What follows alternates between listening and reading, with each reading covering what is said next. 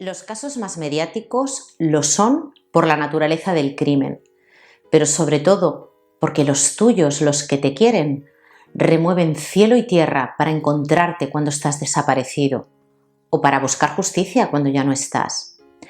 Hacen mucho ruido. Este no fue el caso de César. César tendría en la actualidad 23 años y por lo que le gustaba estudiar de niño, probablemente ya hubiera terminado sus estudios universitarios o quién sabe, quizá tendría un trabajo de éxito. Pero no corrió esa suerte. El fatal desenlace de su vida lo conocimos en el año 2010. Pero del año 2008 al 2010, nadie, absolutamente nadie, le echó de menos. Nadie denunció su desaparición, nadie le echó en falta. En el año 2010, dos jóvenes en Menorca que acudían a desbrozar una finca se encontraron con una maleta y, movidos por la curiosidad, fueron a ver qué había dentro. Cuando la abrieron, parecía que se habían encontrado toda la vida de un niño dentro de una maleta. Había cómics de Naruto, un estuche con pinturas de colores, un bolivic azul, un compás, una goma. También se encontraron dos cubos de metacrilato. En uno de ellos había una araña y en el otro un escorpión, ropa de niño, y entre la ropa se encontraron un cráneo que todavía tenía pelo. Llamaron a la policía y 48 horas después se supo la identidad de este niño. ¿Cómo lo supieron? Fue el niño el que dio todas las pistas. En su estuche había escrito César, una J y una F. Y con esas pistas que dejó este niño, la policía empezó a buscar.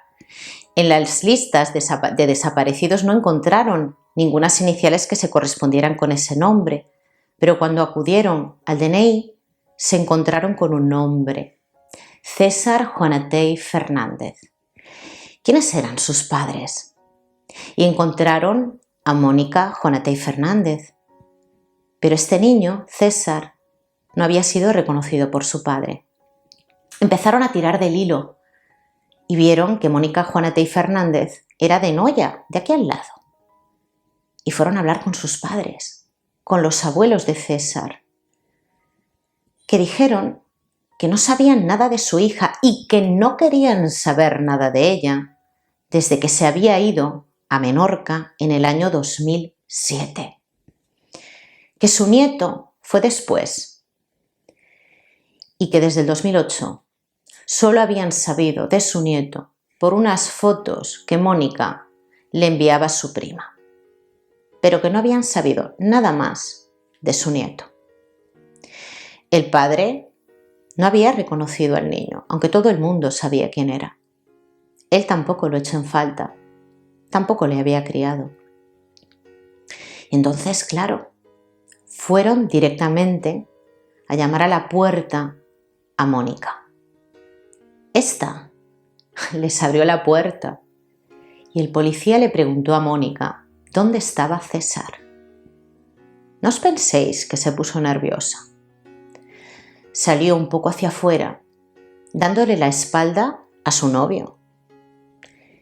Y al oído del policía le dijo que su hijo César llevaba 7 años viviendo con su padre en Galicia.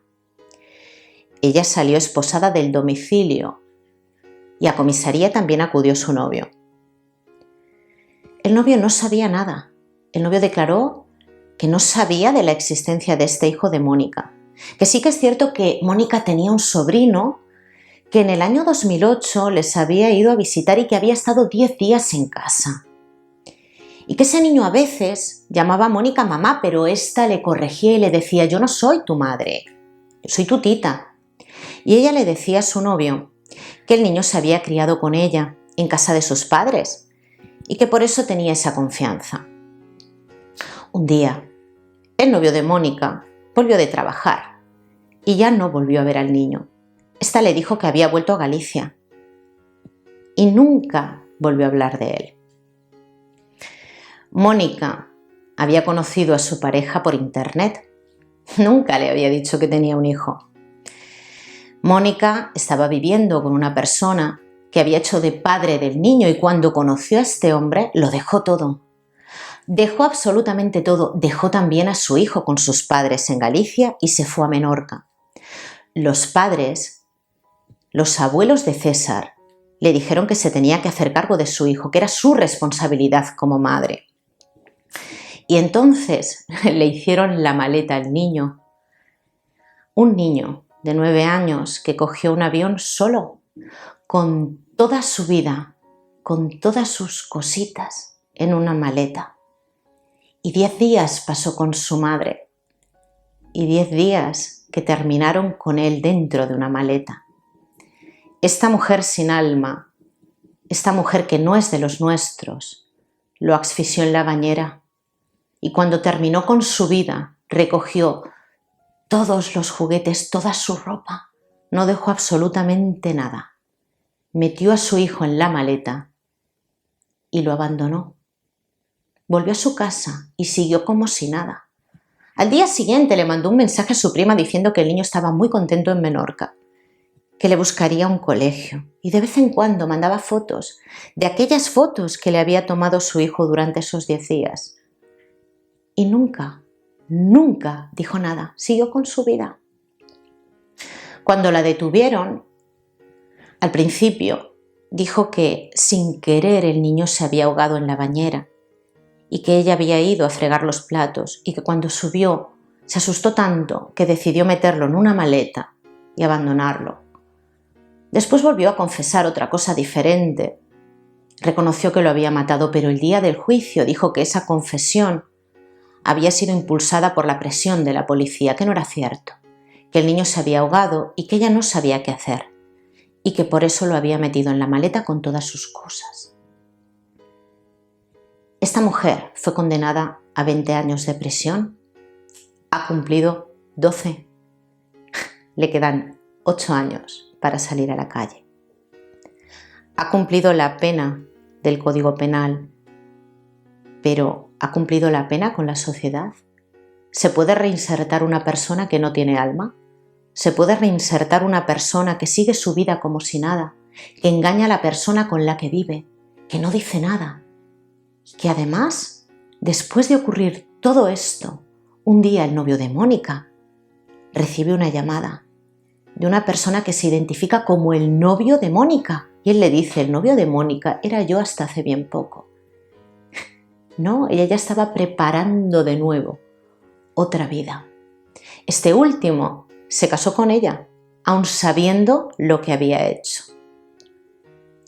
Hay personas sin alma y otras personas tan sumamente dependientes que son fácilmente manipulables.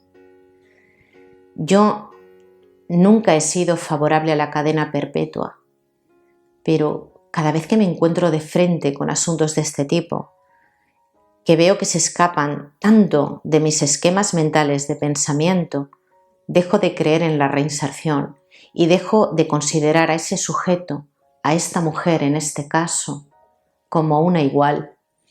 Creo que tenemos la misma apariencia física, que podemos comunicarnos en el mismo lenguaje, pero no considero que esa persona sea un ser humano. Y por tanto, ahí sí que creo que esas personas, aunque paguen la pena que establece la ley, no deberían de estar entre nosotros. Gracias por verme, chicos. Me apetecía recordar este caso porque en su momento me conmovió, no tanto por el desenlace, sino por saber que durante 2 años a este niño nadie le echó de menos. Así que este vídeo, este pequeño y humilde vídeo, va a servir para mí como homenaje a César. Gracias por verme y como siempre os digo, un placer y nos vemos en el próximo vídeo.